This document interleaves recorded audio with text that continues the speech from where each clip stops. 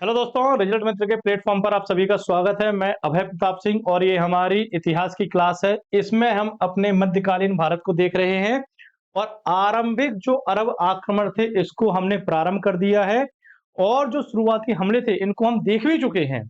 इसी कड़ी को आगे बढ़ाते हुए आज की क्लास को हम शुरू करते हैं और इसमें हम जानेंगे कि किस प्रकार से अरब आक्रमण भारत तरफ अग्रसर हुए, क्या उसके प्रभाव देखने को मिलते हैं और किस प्रकार से भारतीय शासक इन आक्रमणों को रोकने में असफल रहे। इन सभी चीजों को हम देखते हुए आगे बढ़ेंगे। तो सबसे पहले यहाँ पर बात आती है कि अरब आक्रमण से प्रारंभ, तो इस चीज को हम देख चुके थे कैसे भारत की तरफ अरब आक्रमण प्रारंभ हुए थे। चचनामा को देखा, तारीख सिंधु को हमने यहाँ पर देखा था। इसी कड़ी में आगे बढ़ाते हुए सब आरंभिक जो कारण थे वो हमने बता दिए थे आपको कि धन लूटना और धर्म का प्रचार करना ये मुख्य कारण थे। इसी के तहत एक कारण और था जो तात्कालीन कारण बना था। क्या था यहाँ पर? श्रीलंका के शासक के द्वारा इस्लाम धर्म स्वीकार करने के बाद खलीफा को भेजे गए महत्वपूर्ण पुरस्कार, मूल्यवान पुरस्कार जो एक जहाज के माध्यम से जा रहे थे। इस जहाज को देवल नामक स्थान पर जो सिंध के राज्य के अंतर्गत आता था वहां पर लूट लिया गया। अब यहां पर शासन कर रहे थे दाहिर। तो खलीफा के सेनापति थे हज्जाज। हज्जाज ने देवल के जो शासक थे आपके, या फिर कह सकते हैं सिंध के जो शासक थे दाहिर, इनसे मांग की थी कि जिस जहाज को लूटा गया है उसके गुनहगारों को पकड़ो और जितना भी माल था उसे जब्त करो, और अगर ये करने में आप सक्षम नहीं हो तो जितना भी माल था उसकी भरपाई आप करो। और जो दाहिर है ये होगा हिंदू शासक और ये इस मांग को नहीं मानेगा। ये महत्वाकांक्षी शासक भी था तो ये इस मांग को नहीं मानेगा। इसके बाद हज्जाज के द्वारा 3 अपने सेना नायकों को इस अभियान पर भेजा जाएगा कि दाहिर को जाके सबक सिखाओ। अब ये जो अभियान पर 3 लोग भेजे गए इसमें कौन 3 लोग हैं? इसमें 3 लोग हैं। एक तो है अब्दुल्ला, दूसरा है बुदौल और तीसरा है यहां पर हज्जाज का दामाद मोहम्मद बिन कासिम। तो आरंभ में आप देखेंगे जो दाहिर हैं इन्होंने अपने जीवन में जितने भी युद्ध लड़े हैं सारे जीते हैं। और जब ये 3 सेना नायक साथ में जाएंगे तो पहले अब्दुल्ला और बुदौल को यहां पर दाहिर के द्वारा पराजित कर दिया जाएगा। फिर यहां पर मोहम्मद बिन कासिम जानता था कि दाहिर कोई छोटा मोटा राजा नहीं है, इसे बिना कूटनीतिक चालों के पराजित नहीं किया जा सकता। तो इसने क्या किया? इसने दाहिर के कुछ महत्वपूर्ण अधिकारियों को अपनी तरफ मिला लिया। लालच ये दिया था कि दाहिर को समाप्त करने के बाद उन लोगों को सिंध का शासक बना दिया जाएगा। तो इस प्रकार से दाहिर की सेना को तोड़ा गया और फिर मोहम्मद बिन कासिम ने एक प्रकार से क्या किया? उस क्षेत्र पर शासन करना प्रारंभ कर दिया। तो ये चीज तो हम सब आपको बता चुके हैं। तीसरा युद्ध था रावर का युद्ध के नाम से हम इसको जानते हैं, जिसमें दाहिर की मृत्यु होती है। ये सब चीजें हम आपको बताते हैं, युद्ध के कारण क्या थे, परिणाम क्या हुए, इन सब चीजों को हम देख सकें। दाहिर के बारे में भी हमने चर्चा की थी कि ये अंतिम हिंदू शासक माने जाते हैं उस क्षेत्र के। किस वन से संबंधित थे, क्या कहानियां थी, ये सब हम यहाँ पर आपको बता चुके हैं। अब जब आप यहाँ पर आगे बढ़ेंगे तो यहाँ पर आएगा मोहम्मद बिन कासिम की राज्य व्यवस्था। तो राज्य व्यवस्था के जो आरंभिक बिंदु थे इनको भी हम देख चुके हैं कि मसूरा को इसने अपनी राजधानी बनाया था, ठीक, और कई अन्य नगरों की स्थापना की थी। कासिम ने कई महत्वपूर्ण कार्य किए, जैसे ब्राह्मणों को भी राज्य के पद प्रदान किए थे।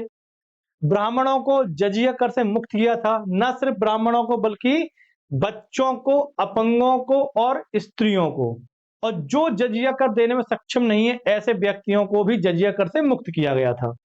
जजिया कर एक सुरक्षा का कर था जिसमें आपकी सुरक्षा करने के बदले ये कर लिया जाता था, धार्मिक कर नहीं था। इसने क्या किया? इसने अपने राज्य के अंतर्गत कई सारे लोगों को मंदिर बनवाने और पूजा स्थल बनवाने के लिए स्वतंत्रताएं भी दी गई।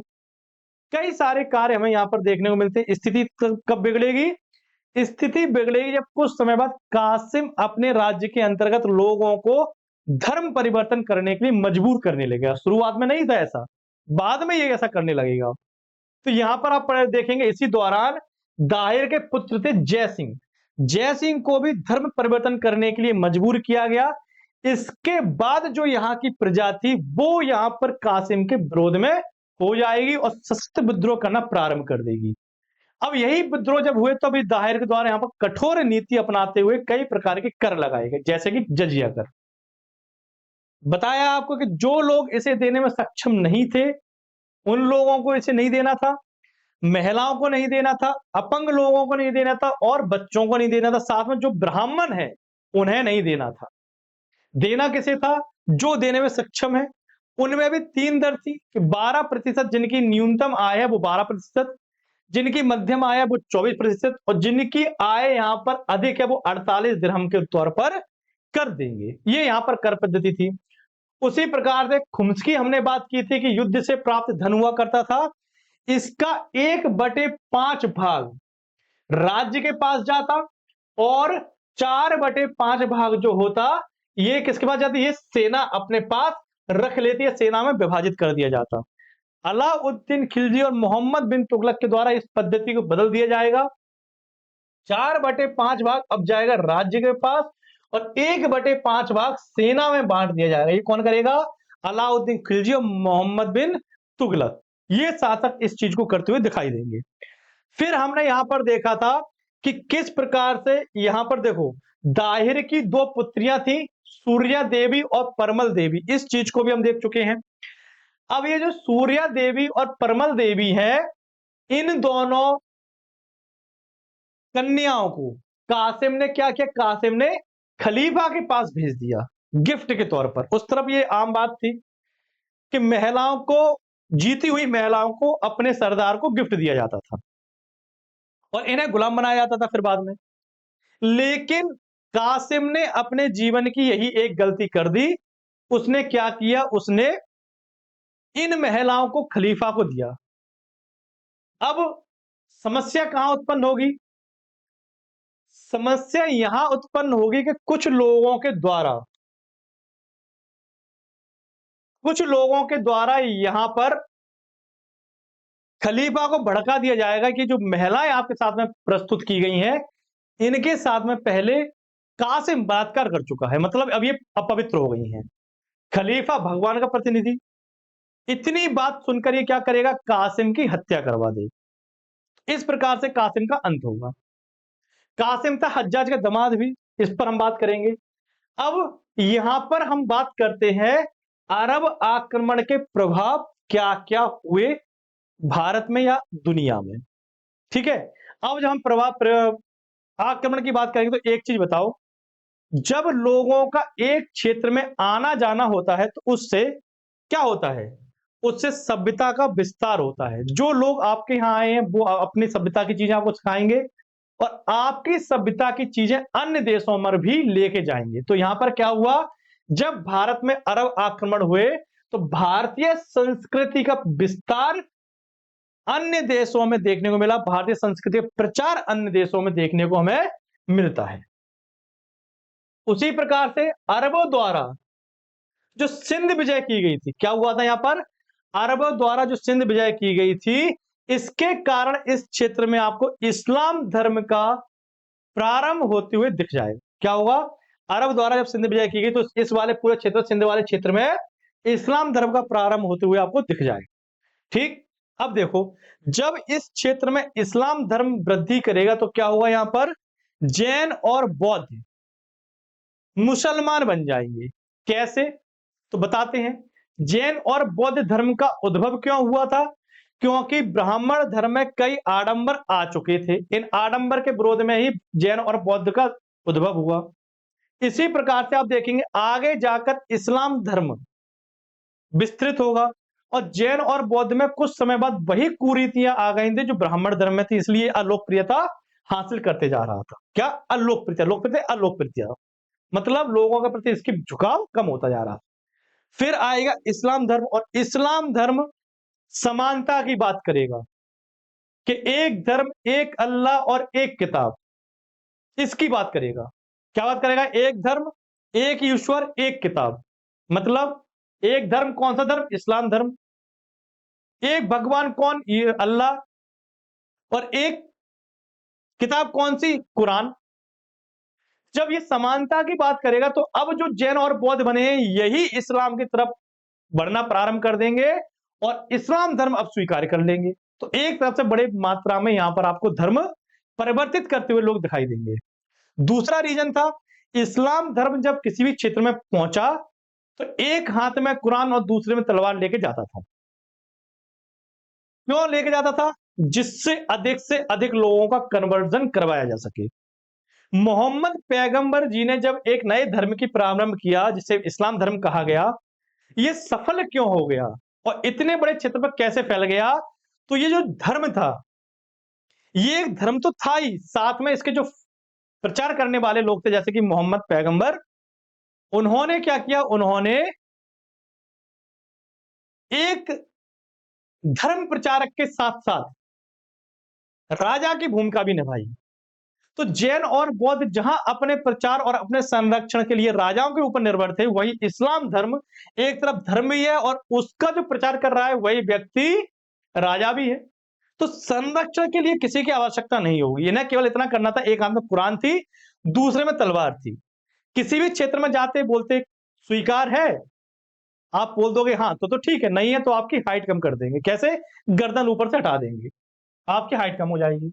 तो ये चीज हमें यहां देखने को मिलती है। फिर आगे बढ़ेंगे तो आप एक चीज और देखेंगे कि इस्लाम जहां-जहां गया, वहां-वहां हर जगह इसने कन्वर्जन करवाए और अल्पमत में ये वहां पहुंचे लेकिन बहुमत में सिद्ध हो गए। पूरा मध्य एशिया देख लो, जहां-जहां इस्लाम जाएगा, जाएंगे ये अल्पमत में, लेकिन बहुमत में आ जाएंगे। लेकिन भारत एकमात्र ऐसा देश है जहां इस्लाम के फॉलोअर्स आए भी अल्पमत में थे और बाद में अल्पमत में ही बने रहे, जो वर्तमान में भी देखने को मिलता है। क्यों? क्योंकि भारत में बड़े पैमाने पर ये कन्वर्जन या फिर धर्म परिवर्तन करवाने में असफल रहे। ये चीज यहां आपको देखने चाहिए। तो अब बड़े पैमाने पर जैन और बौद्ध क्या कर रहे हैं? इस्लाम धर्म को स्वीकार करते हुए आपको दिखाई दे रहे हैं। अब देखो, धर्म के आधार पर परिवर्तन किन किन के किए गए उनके बारे में यहां पर चर्चा करते हैं। मालाबार एक क्षेत्र है, इसके राजा थे चेरामन पेरुमल। कौन थे? चेरामन पेरुमल। इन्होंने इस्लाम के प्रभाव में आकर इस्लामी अनुयायी बन गए, इस्लामी धर्म को स्वीकार कर लिया और इनका नया नाम जो होगा अब्दुल रहीम सामरी, इनका नया नाम हो जाएगा। उसी प्रकार से जमोरिन एक टाइटल है, जैसे कि मुगल। जमोरिन क्या करेंगे? आदेश देंगे कि प्रत्येक मल्हार परिवार से एक अथवा अधिक पुरुषों को मुसलमान बनाया जाए। इस प्रकार के आदेश शासकों के द्वारा दिए जाएंगे। तो बड़े पैमाने पर भारत में भी कन्वर्जन या फिर धर्म परिवर्तन प्रारंभ हो जाएगा। शासक भी इसे संरक्षण दे रहे हैं। एक प्रभाव आपको यह देखने को मिलेगा अरब आक्रमण का भारत पर, कि बड़े पैमाने पर यहां पर धर्म परिवर्तन देखने को मिलेगा। दूसरा महत्वपूर्ण प्रभाव देखने को मिलेगा भारत में, अब युद्धों में नए नए हथियारों का आविष्कार होने लगेगा। जैसे कि यहां पर आप देख रहे हैं विधु। ये क्या था? ये मोहम्मद बिन कासिम के द्वारा सिंध विजय का महत्वपूर्ण हथियार था। जब मोहम्मद बिन कासिम ने सिंध विजय की तो यह बड़ा महत्वपूर्ण हथियार सिद्ध होगा। आपको याद होगा, अगर आपने मूवी देखी हो यहां पर बाहुबली, बाहुबली मूवी में क्या था? एक प्रकार से जो महेंद्र बाहुबली हैं, शिवगामी देवी के पुत्र, क्या करेंगे? जब युद्ध हुआ था ना, जो आया था वो अलग भाषा बोलता था, क्या नाम था उसका? नाम आपको बताओ, कमेंट बॉक्स में लिख देना, मुझे याद नहीं आ रहा। उसके साथ में जब युद्ध करेंगे तो इस प्रकार की भल्लाल देव मशीन का प्रयोग करेगा। जैसे पत्थर फेंक फेंक के मारे जाएंगे, तीर फेंक फेंक के मारे जाएंगे, वह ऐसा था कि तीर फेंकने वाली मशीन का प्रयोग कर रहा था भल्लाल देव और पत्थर फेंकने वाली मशीन का प्रयोग कर रहा था महेंद्र बाहुबली। ये दोनों चीजें आपको कासिम के द्वारा इंट्रोड्यूस करते हुए दिखाई देंगी। ठीक है, तो इस मशीन में तीर भी फेंके जाते थे और बड़े बड़े पत्थर के टुकड़े भी फेंके जाते थे बारूद के रूप में। पत्थर थे, बेसिकली बारूद नहीं थी, पत्थर के टुकड़े थे। तो ये आपको देखने को मिलेगी। अब ये मशीन के ऊपर 500 लोग नियुक्त किए जाते, इतनी बड़ी बड़ी मशीन होती, 500 लोग नियुक्त किए जाते। ये चीज आपको देखने को मिलेगी। ये दोनों प्रभाव महत्वपूर्ण थे जो अरब आक्रमण के हमें भारत को देखने को मिलते हैं। अब आगे आएंगे तो गजनवियों का उत्थान देखेंगे। तो यहां पर हम देखते हैं गजनवियों के उत्थान को। तो इसमें हमें कुछ शासक देखने को मिलेंगे, जैसे कि सुबुद्दीन। सुबुद्दीन का जो शासनकाल होगा, ये आप देखेंगे 977 से ये 997 तक। कब तक? 977 से 997 तक ये सुबुद्दीन का शासनकाल होगा। फिर आगे देखने को मिलेगा सुबुद्दीन के पुत्र महमूद गजनी। इनका शासनकाल होगा 998 से लेके 1030 तक। कब तक? 998 से लेके 1030 तक आप इनके काल को देखेंगे। और इसी समय आप देखेंगे महमूद गजनी के 17 भारत पर किए गए महत्वपूर्ण आक्रमण। तो सुबुद्दीन के पुत्र होंगे महमूद गजनी। ठीक है, आओ आप आगे आए, आगे आओ। अब देखो, अब जो कोई महान शासक होता है अपने दरबार में क्या करता है? अपने दरबार में इतिहासकारों को रखता है। काय के लिए? अपने द्वारा किए गए कार्यों का बखान करने के लिए, अपने द्वारा किए गए कृत्यों को लिखने के लिए। यहां पर क्या होता है? यहां पर एक इतिहासकार को नियुक्त किया जाता है या अधिक इतिहासकार को नियुक्त किया जाता है। तो यहां पर आप देखेंगे महमूद गजनी के दरबार में कौन कौन थे? अल बरूनी, कुतबी, फिरदौसी, बेहाकी, रजदी, तूसी, उनसुरी, फराबी और उजारी। इतने सारे इतिहासकार आपको देखने को मिलेंगे जो महमूद गजनी के दरबार में उपस्थित हैं। इसमें से जो बेहाकी हैं, इन्होंने तारीख सुबुद्दीनी लिखी, अलवरू ने किताब उल हिंद लिखी और कुतबी ने किताब उल यमनी या फिर किताब यमनी लिखी। अलबरूनी एक ऐसा इतिहासकार होगा जो गजनी के साथ में भारत आएगा। और फिरदौसी आप देखेंगे शाहनामा लिखेंगे। तो ये इतिहासकार आपको यहां पर देखने को मिलेंगे। और महमूद गजनी के भारत पर कई आक्रमण होंगे और अंतिम आक्रमण 1027 का देखने को मिलेगा। अब देखो यहां पर, अब बात करते हैं गौरी साम्राज्य। महमूद गजनी के बाद गौरी।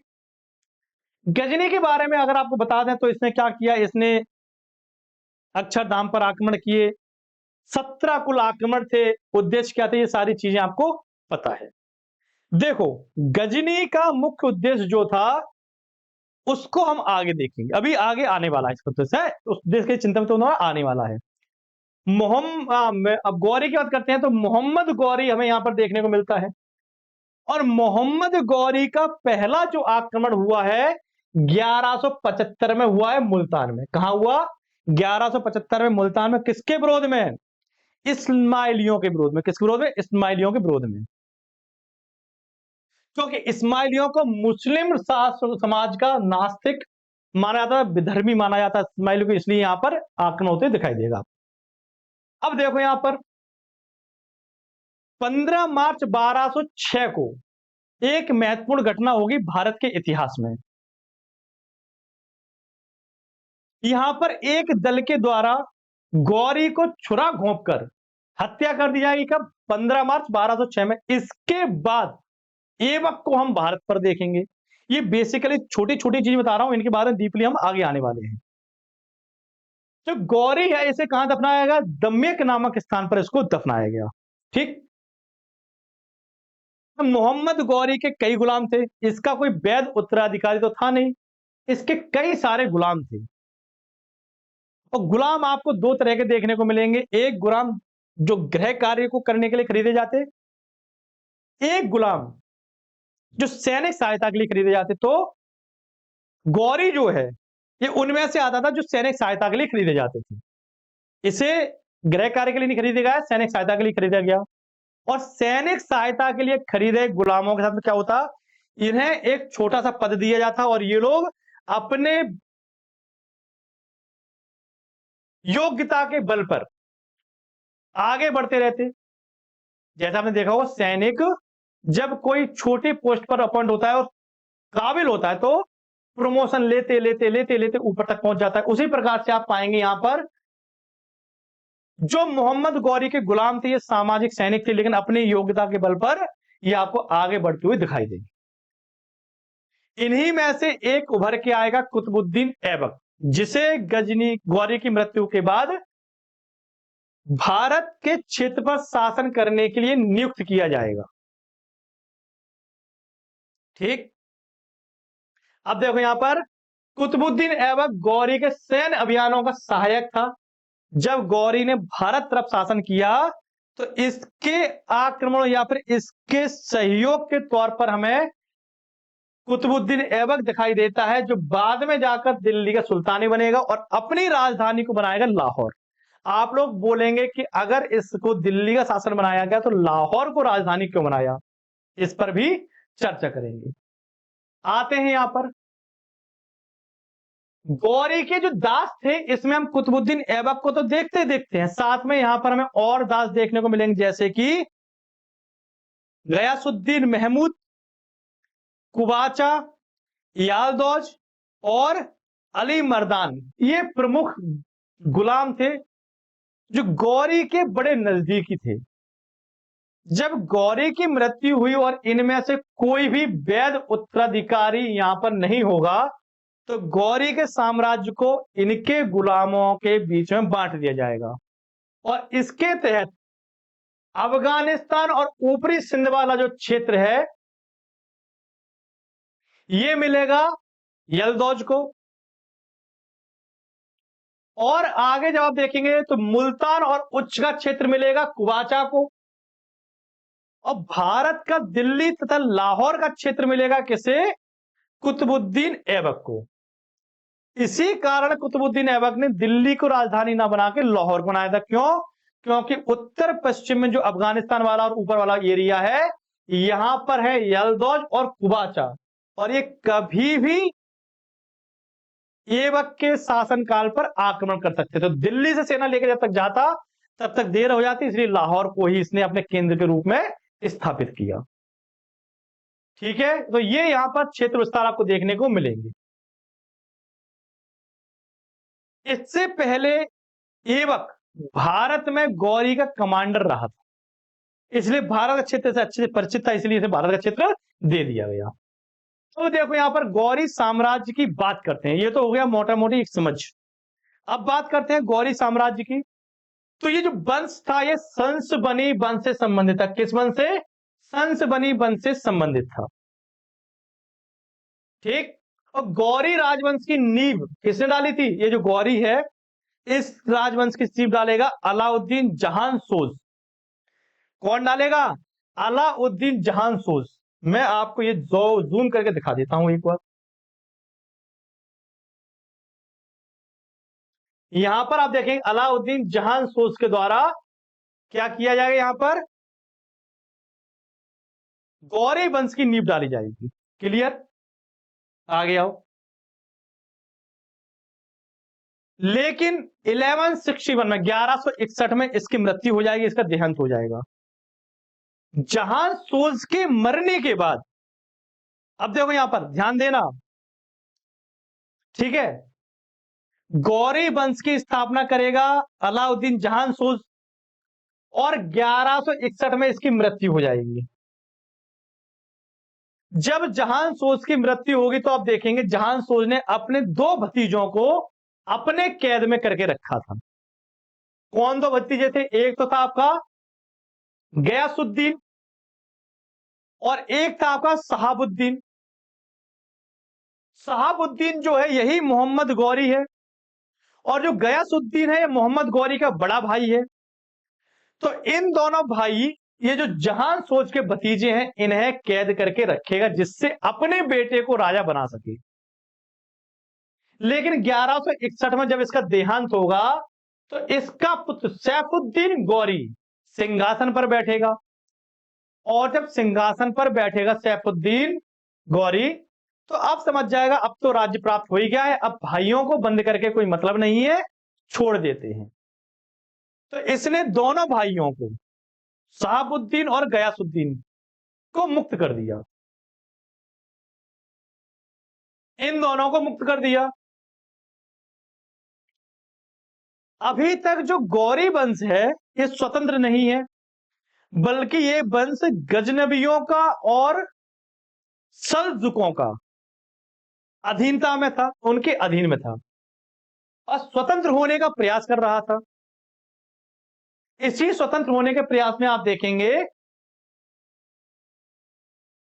सैफुद्दीन ने क्या किया, सैफुद्दीन ने गजनवियों को 1148-49 में खत्म कर दिया। ठीक, अपने पिता के साथ में मिलकर। और यहां पर आप देखेंगे क्या होगा यहां पर, लेकिन सलगुजों का तब भी प्रभाव कायम रहेगा। गजनियों को तो हरा दिया, लेकिन सलगुजों का अभी भी प्रभाव कायम रहेगा। कुछ काल के लिए गौरी प्रांत पर सीधा कब्जा कौन कर लेंगे, सलगुज कर लेंगे, लेकिन जल्द ही गौरी उनसे अपने राज्य को वापस ले लेंगे। ठीक, अब देखो, जब यहां पर आप देखें सलगुजों ने इस क्षेत्र पर नियंत्रण किया, तो इसके क्षेत्र पर, सैफुद्दीन के क्षेत्र पर, यानी कि गौरी क्षेत्र पर, तो यहां पर जो सलगुज थे इनमें से किसी एक सरदार ने सैफुद्दीन की पत्नी के जेवर चोरी कर लिए थे शासन स्थापित करने के क्रम में, सलगुजों ने। तभी एक दिन जब दोबारा सैफुद्दीन ने गद्दी प्राप्त की सलगुजों से, तो यहां पर सैफुद्दीन एक दिन घूमने निकला बाजार और उसने अपनी पत्नी के जेवरों को पहने हुए एक सरदार को देख लिया। सरदार इसकी पत्नी के जेवरों को पहने था। इसने क्रोध में आकर उस व्यक्ति की हत्या कर दी। जब सैफुद्दीन ने यहां पर उस सरदार की हत्या की, तो ये जो सरदार था इसके भाई ने सैफुद्दीन की भाला घोंपकर हत्या कर दी। तो इस प्रकार से जो गौरी वंश था इसके आरंभिक 2 शासक, इनकी हत्या हो गई। अब बचते हैं 2 लोग, बचते हैं 2 लोग। कौन कौन, जो 2 भाई जिन्हें क्या किया गया, जिन्हें बंदी बना के रखे थे जहां सोज ने, शहाबुद्दीन और गयासुद्दीन। अब इनका एरा आएगा, गयासुद्दीन, इनका एरा आएगा।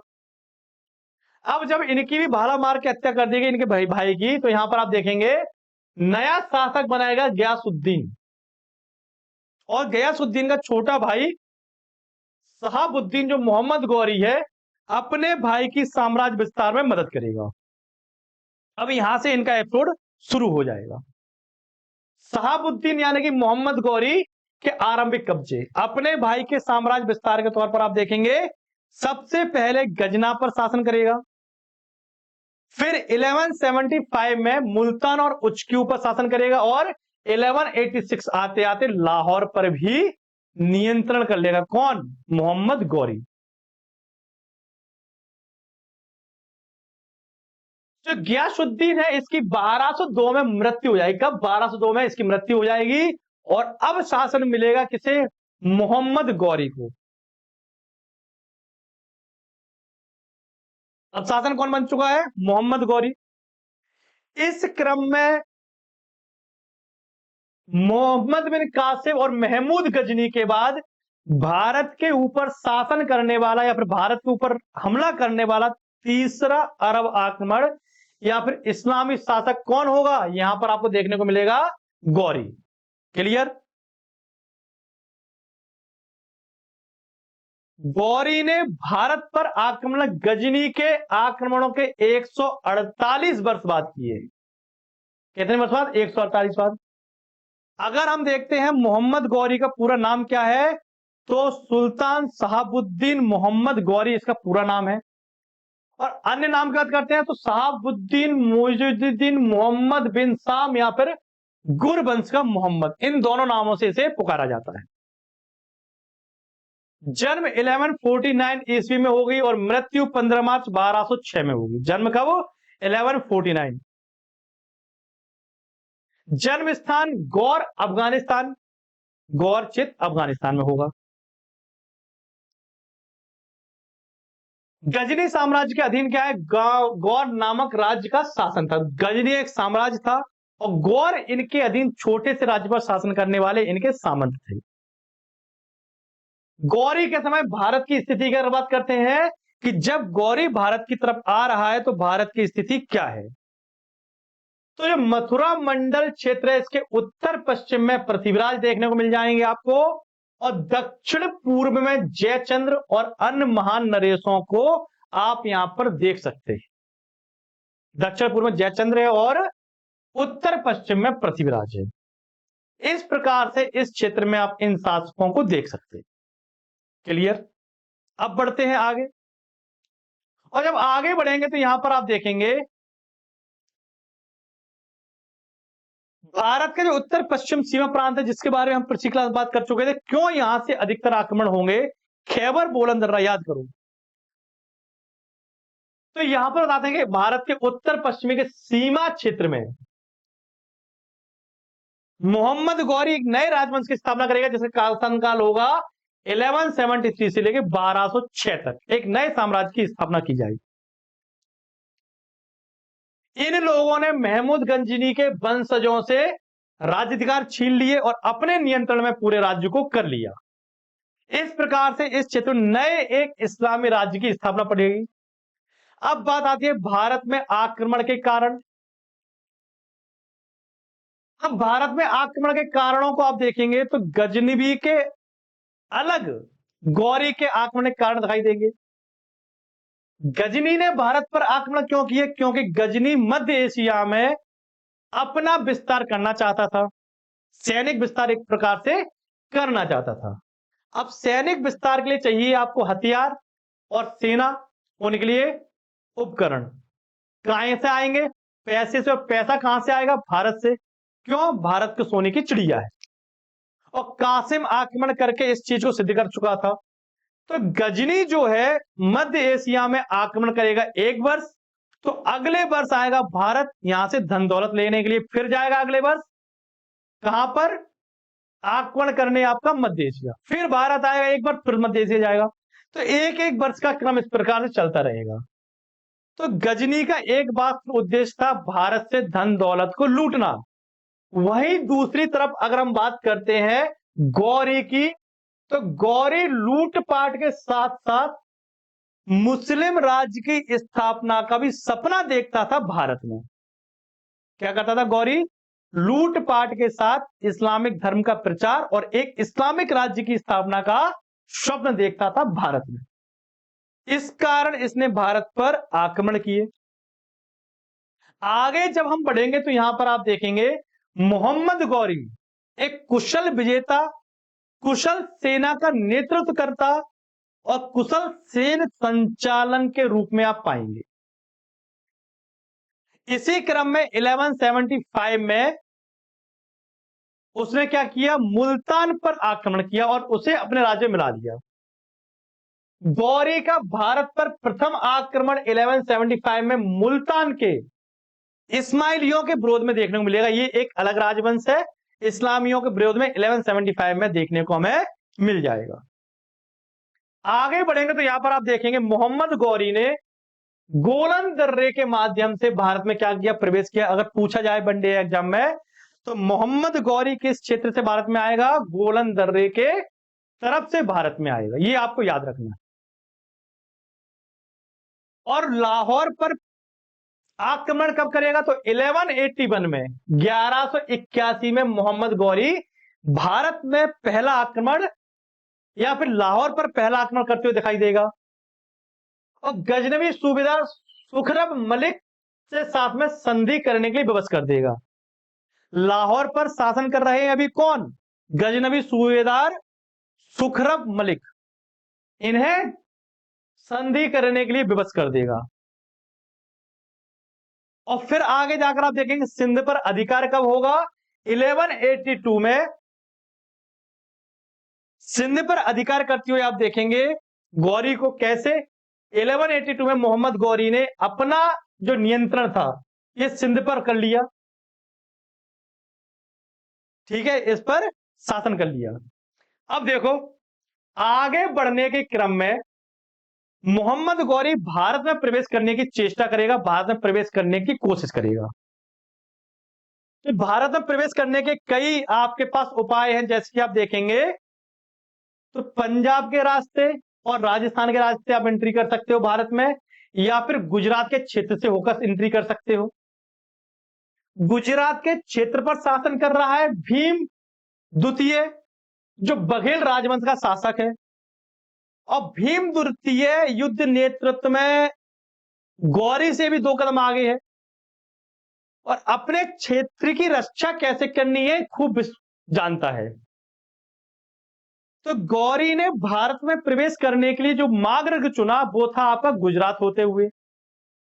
सोचा रेगिस्तान होते हुए जाएंगे या फिर पहाड़ी क्षेत्र से आएंगे, उसके अच्छा है मैदानी क्षेत्र से होकर चलते हैं, ना रेगिस्तान मिलेगा ना पहाड़ी क्षेत्र मिलेगा। तो गुजरात होते हुए समुद्र की हवा का लुत्फ उठाते उठाते आ रहे थे कौन? गौरी। और इस समय भीम द्वितीय की राजधानी थी अहिलवाड़। जैसे ही गौरी पहुंचते हैं भीम द्वितीय के क्षेत्र में, भीम द्वितीय पहले से तैयार तलवार बरवार लगाए खड़े थे। आओ बेटा स्वागत करते हैं तुम्हारा। तो बेटा जैसे ही पहुंचे पिताजी ने क्या किया? पिताजी ने गौरी को पराजित कर दिया। अब पराजित नहीं किया, ढंग से लतियाया भी इन्हें।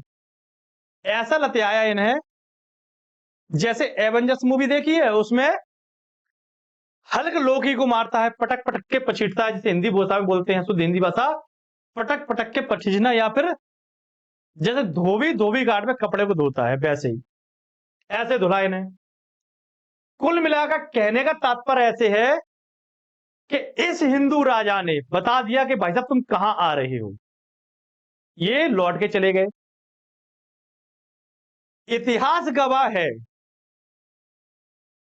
गौरी दोबारा से उस क्षेत्र में नहीं गया जो भीम द्वितीय का था। जब तक भीम द्वितीय जीवित है हिम्मत नहीं होगी गौरी की गौरव गुजरात में छू भी जाए। अब यहां पर जब इतनी परेशानी हुई, इतनी मार पड़ी, तो गौरी ने भारत में प्रवेश करने के लिए दूसरे मार्ग को चुना। दूसरा मार्ग कौन सा था? यह था आपका पंजाब होकर। तो पंजाब होकर भारत के विजय योजना को बनाने लगा। इस समय पंजाब और पेशावर के शासक कौन थे? महमूद के वंशज थे। लेकिन इनके साथ समस्या ये थी, आरंभ में तो ताकतवर थे, फिर बाद में आते आते इनकी शक्तिहीनता प्रारंभ हो चुकी थी, शक्ति इनकी चल जाती रही थी। अब क्षेत्रीय शासक के तौर पर ये स्थापित थे। तो मोहम्मद गौरी ने जब पूरा एनालाइज किया, डाटा इकट्ठा किया कि कहां कम मार पड़ने के चांसेस हैं, तो यहां पर गौरी के द्वारा फिर से एक साथ इनके जो सामंत थे उनके द्वारा सबसे ऊपर मैप रख दिया गया गुजरात का। मोहम्मद गौरी ने एक चपट मारी उसमें, जिसने गुजरात का पहला मैप ऊपर रखा। वह सरदार पूछता है गुरुजी काहे मारा? गौरी पास में बुला के बोलते हैं कि पहली बार जब गए थे तब कम पिटे थे क्या चाह रहे हो, फिर से फुटबॉल बन के आए गुजरात में जाए? इस मैप को हटाओ, ये आइडिया बेकार है। तो बता दिया गया चलो भैया फिर राजपूत वाले क्षेत्र से भी होकर नहीं जा सकते, यहां पर भी मार पड़ेगी। कम से कम भीम द्वितीय ने मारा तो पानी बगल से मिल गया, राजपूत मारेंगे तो रेत के अलावा कुछ मिलेगा नहीं, पानी तो दूर की बात। तो योजना बनाई, पंजाब होके जाते हैं, पानी भी है, उपजाऊ भूमि भी है, और जो शासन कर रहे हैं ये कमजोर भी है। बाई चांस अगर मार पड़ भी जाए तो कम ही पड़ेगी, भग लेंगे। योजना बनती है कि हम इसी तरफ से शासन करेंगे, कहां से? जहां महमूद के वंशज पेशावर और पंजाब के ऊपर नियंत्रण स्थापित किए हुए हैं। अब देखो इस बार बिल्कुल मार खाने के मूड में नहीं था गौरी। तो गौरी ने और भी सुनिश्चितताएं निश्चित की, जैसे कि 1186 ईस्वी में जम्मू कश्मीर के राजा थे विजय देव, इनसे समझौता कर लिया कि तुम पंजाब और पेशावर पर शासन स्थापित करना में हमारी मदद करो। तो यहां पर आप देखेंगे विजय देव के सहयोग से गौरी ने क्या किया? पंजाब के ऊपर शासन कर लिया। और जब पंजाब के ऊपर शासन किया तब राहत आई कि ठीक है बच गए, इस बार नहीं कूटे गए। अब क्या करें? आगे कैसे बढ़े?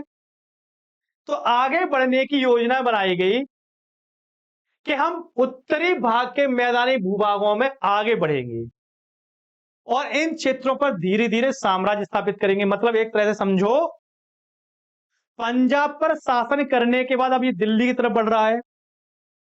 उत्तर पश्चिम से आप देखेंगे दक्षिण पूर्व की तरफ आएगा, यहां पर है नीचे की तरफ आएगा। और पृथ्वीराज चौहान जो दिल्ली के ऊपर और अजमेर के ऊपर शासन कर रहे हैं, ये क्या करेंगे, ये उत्तर पश्चिम की तरफ अपना साम्राज्य विस्तार करेंगे। इसी बीच इन दोनों के बीच टकराव होगा। उससे पहले कुछ और चीजें बता देता हूं मैं। पंजाब पर अपनी सुदृढ़ किलेबंदी कर भारत के हिंदू राजाओं पर आक्रमण करने की योजना गौरी बनाने लगा।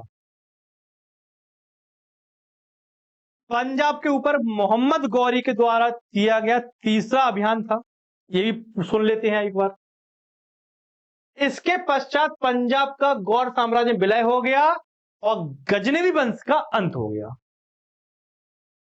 और सुखरब को बंदी बनाकर गौर यानी गजनी भेज दिया गया। अब आओ आगे। अब यहां पर आप देखेंगे मोहम्मद गौरी ने योजना बनाई, क्यों ना लाहौर को चुना जाए। और मोहम्मद गौरी ने आगे जाकर लाहौर के ऊपर भी अपना नियंत्रण स्थापित कर लिया।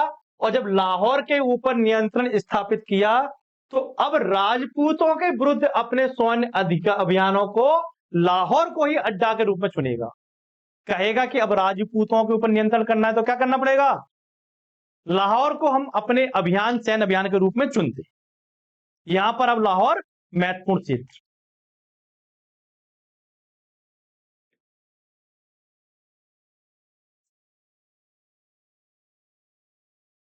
आगे बढ़ते आप यहां पर देखेंगे लाहौर विजय करने के बाद गौरी और पृथ्वीराज चौहान के बीच में सीमाओं को लेकर विवाद होने लगा। पृथ्वीराज चौहान जब उत्तर पश्चिम की तरफ साम्राज्य विस्तार कर रहे हैं, गौरी उसके अपोजिट दक्षिण पूर्व की तरफ साम्राज्य विस्तार कर रहा है, दिल्ली की तरफ आ रहा है।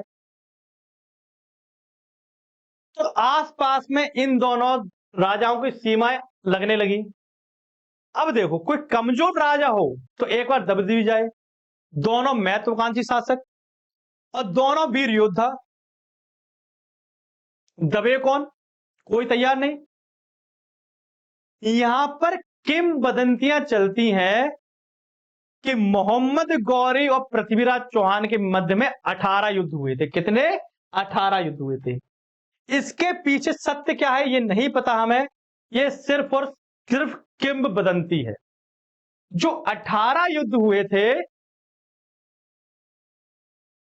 इसमें आप देखेंगे 17 युद्धों में पृथ्वीराज चौहान विजयी हुए थे और 17 युद्ध में मोहम्मद गौरी मतलब पराजित हुआ था। एक युद्ध में पृथ्वीराज चौहान हारेंगे केवल।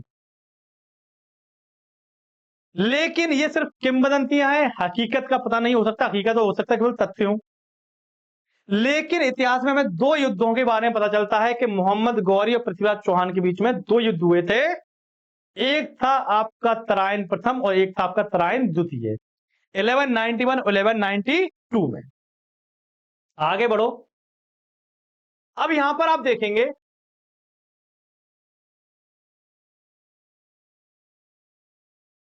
इन दोनों युद्ध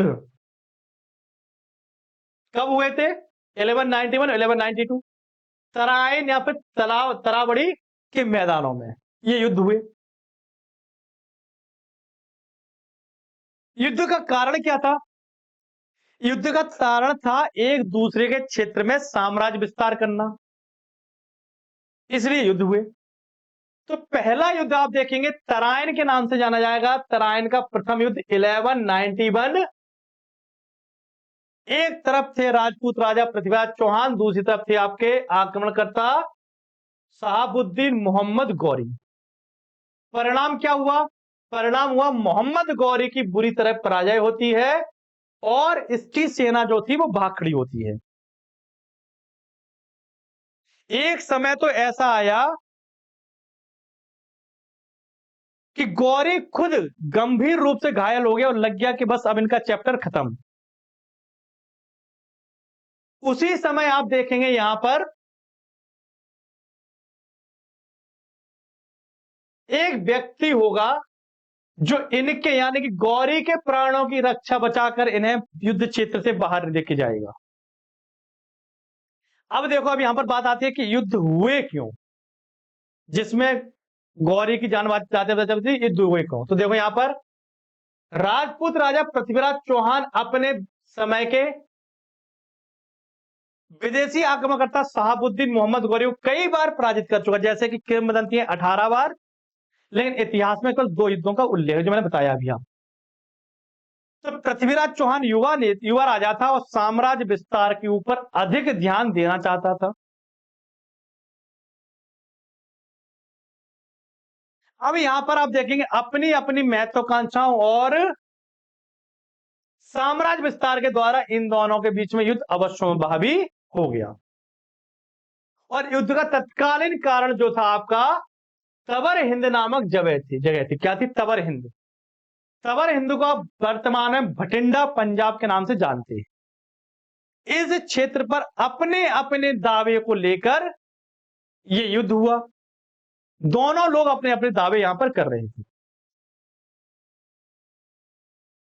इसी युद्ध में आप देखेंगे मोहम्मद गौरी की सेना के पांव उखड़ गए और गौरी को एक खिलजी सूबेदार पर घुड़सवार बचाकर युद्ध क्षेत्र से बाहर लेके जाए। लेकिन जब पृथ्वीराज चौहान इस युद्ध में जीत गए थे, इनसे एक गलती हुई। इन्होंने गौरी का पीछा नहीं किया, जैसे कि समानता होता था कि कोई शासक हारता था उसका पीछा करते हैं और जब तक पूरी तरीके से उसे समाप्त ना कर दें तब तक आप उसके पीछे लगे रहते हैं। लेकिन पृथ्वीराज चौहान ने क्या सोचा कि ये हमने पराजित कर दिया और ये अब नहीं आएंगे, क्योंकि अभी तक क्या होता था, गजनी और कासिम के नेतृत्व में जितने भी आक्रमण हुए ये लोग आते थे, धन दौलत लूटते थे और चले जाते थे। इसी प्रकार का एक आक्रमण पृथ्वीराज ने सोचा कि गौरी ने किया है, इसका उद्देश्य केवल और केवल लूट करना था, अब कुछ समय तक नहीं आएगा। लेकिन गौरी चाहता कुछ और था।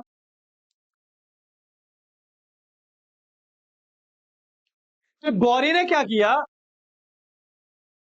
अपनी सेना को फिर से केंद्रित किया और फिर एक विशाल सेना का निर्माण किया।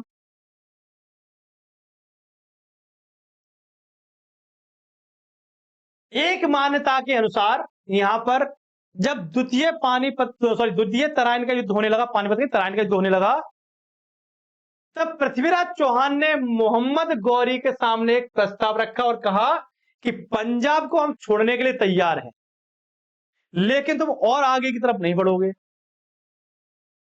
लेकिन गौरी ने इस चीज को मानने से इनकार कर दिया। अब आएगा द्वितीय युद्ध। यह युद्ध 1192 ईस्वी में हुआ। पक्ष पता ही है आपको, पृथ्वीराज चौहान और मोहम्मद गौरी। और यह भारत के इतिहास का एक विशेष मोड़ है जहां से भारत का इतिहास आपको परिवर्तित होते हुए दिखाई देगा।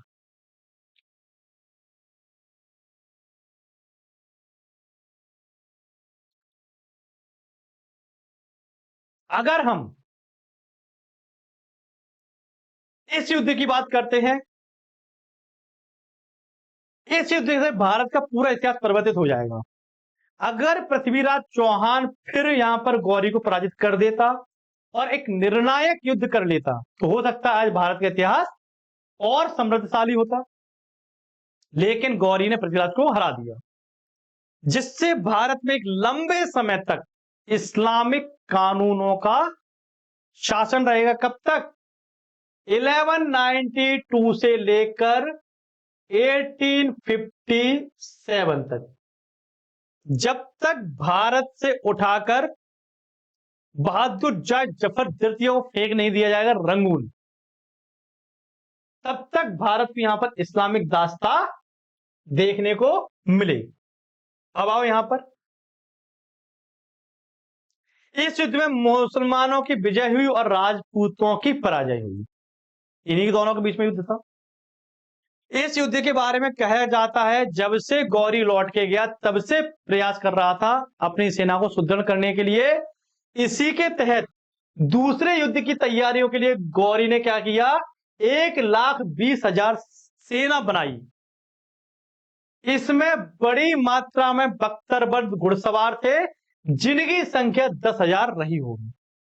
10,000 घुड़सवार, कौन, धनुर्धारी। इस समय तक आप देखेंगे मध्य एशिया में रकाब का प्रयोग प्रारंभ हो गया था। मतलब घोड़े के ऊपर बैठने के लिए जो उपकरण प्रयोग किया जाता है रकाब कहलाता है, और जिसमें आप पैर रख फंसाते हो उसे भी आविष्कार कर लिया गया। तो उन दोनों का जब आविष्कार हो गया, बैठने वाले का और पैर फंसाने वाले का, तो अब मजबूती से पकड़कर धनुष भी चला सकते थे। तो इस चीज का प्रयोग किया किसने, गौरी ने, बड़ी मात्रा में। तो 10,000 धनुर्धारी, बड़ी मात्रा में बख्तरबंद घुड़सवार और 1.5 लाख की सेना लेकर मैदान में उतरा। ऐसा नहीं है कि पृथ्वीराज चौहान के पास कम सैनिक थे, बल्कि 300 हाथी, 3 लाख पैदल सैनिक, बड़ी मात्रा में घुड़सवार। लेकिन तुर्की सेना का जो संगठन था ये कुशल संगठन था और अच्छी तरह से संगठन किया गया था इनका। तुर्की सेना ने हांसी, सुरती और समाना के किलों पर कब्जा कर लिया। इनके बाद उन्होंने अजमेर पर चढ़ाई की और अजमेर को भी जीत लिया। अब देखो, अब यहां पर पृथ्वीराज चौहान की जब पराजय होती है तो इसके बाद 2 मान्यताएं प्रचलित हैं। एक मान्यता कहती है कि पृथ्वीराज चौहान को गौरी अपने साथ में लेके चला गया अपने प्रदेश में, वहां पर इनकी दोनों आंखें फोड़ दी गई, अंधा बना दिया गया। लेकिन पृथ्वीराज चौहान एक युद्ध नीति में कुशल थे, जिसे कहा जाता है शब्द भेदी बाण चलाने में, जिसमें पट्टी बांध दी जाती थी आंखों पर,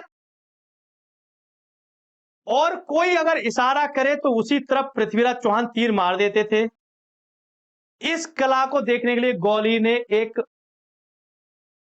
प्रोग्राम का आयोजन करवाया, और इस प्रोग्राम के आयोजन में आप देखेंगे चंद्रबरदाई पृथ्वीराज चौहान को इशारा दे रहे हैं कि एक स्ट्रक्चर है, ऊपर सुल्तान बैठा है, इतनी इतनी दूरी है, मत चूको चौहान। तो उसके तहत यहां पर आप देखेंगे कि किस प्रकार से पृथ्वीराज चौहान शब्दभेदी बाण चलाते हैं और गौरी की यहां पर मृत्यु हो जाती है। ये यहां पर चित्रण किया गया है। लेकिन दूसरा समुदाय है जो इतिहासकारों का यह कहता है कि पृथ्वीराज चौहान की पराजय के बाद मोहम्मद गौरी की पृथ्वीराज चौहान ने अधीनता स्वीकार कर ली, जिसके एवज में मोहम्मद गौरी ने पृथ्वीराज चौहान को अपने अधीन करके उसके शासन करने का, उसी क्षेत्र पर अधिकार दे दिया जो क्षेत्र पृथ्वीराज चौहान का था। लेकिन कुछ समय बाद देखो, अब ये शासन करने की जो पद्धति है कि अधीनता स्वीकार कर ली थी, कैसे पता चलता है, तो इसमें आप देखेंगे कि पृथ्वीराज चौहान के समय के, मतलब जब ये युद्ध हार जाता है 1192 के बाद, कुछ सिक्के प्राप्त हुए हैं। उसमें एक तरफ पृथ्वीराज चौहान का नाम उत्कीर्ण है तो दूसरी तरफ मोहम्मद शाम का नाम उत्कीर्ण है। इससे पता लगाया गया कि मोहम्मद गौरी की अधीनता स्वीकार करके पृथ्वीराज चौहान ने कुछ वर्षों तक शासन किया, लेकिन शीघ्र ही यहां पर पृथ्वीराज चौहान द्वारा एक षड्यंत्र रचा गया मोहम्मद गौरी के खिलाफ विद्रोह करने का। इस चीज की पता चल गया मोहम्मद गौरी को, तो क्या किया, मोहम्मद गौरी ने पृथ्वीराज चौहान को गद्दी से हटाकर हत्या करवा दी। एक इतिहासकारों का मत यह कहता है। अब देखो, यहां पर मोहम्मद गौरी ने दिल्ली के शासकों को उनका राज वापस कर दिया, लेकिन कुछ समय बाद इस नीति को बदल दिया और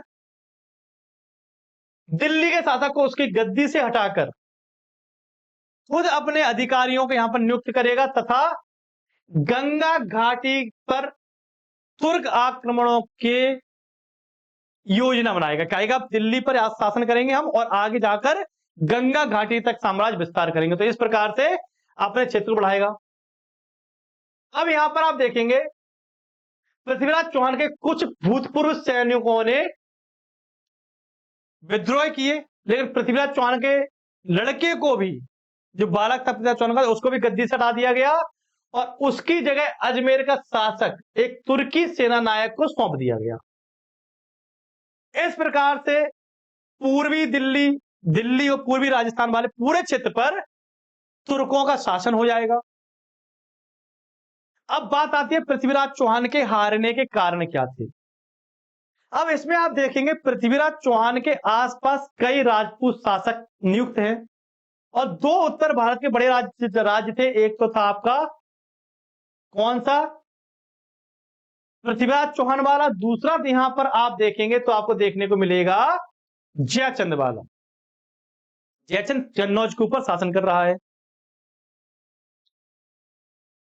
पृथ्वीराज चौहान एक बड़ा ही हिंदू राजा था और चंदेल राजाओं को पराजित करने में उसने अपने कई वीर योद्धाओं सेना नायक को खो दिया था। मतलब कहने का तात्पर्य यह है कि गौरी से युद्ध करने के पहले पृथ्वीराज चौहान ने चंदेलों से युद्ध किया था एक, और चंदेल भी राजपूत राजा थे। तो हुआ क्या यहां पर, ना तो चंदेल हारने को तैयार, ना पृथ्वीराज चौहान हारने को तैयार। तो चंदेलों से युद्ध में पृथ्वीराज चौहान ने अपने कई विख्यात सेना नायकों वीरों को खो दिया था, जिससे इसकी सैनिक क्षमता कमजोर हो गई थी। दूसरा कारण यहां पर आप देखेंगे जयचंद के साथ भी कई बार संघर्ष देखने को मिलेगा आपको।